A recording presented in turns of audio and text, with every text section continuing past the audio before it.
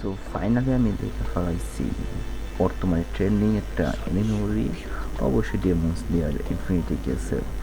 এইটা যেরকম মারাত্মক একটা অ্যানিমে মুভি হয়েছে ভাই, সেটা বলার বাহিরে।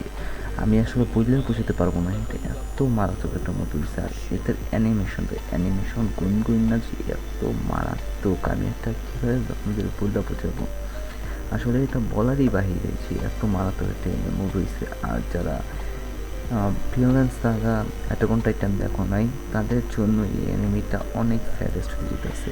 মানে তোমরা কেঁদেও দিতে পারো, কারণ আমরা তো villain Saga attack on Titan দেখে ফেলাইছি। যারা নতুন অ্যানিমি ফ্যান আছে তারা এটা যদি দেখো তাহলে কেঁদেও দিতে পারো।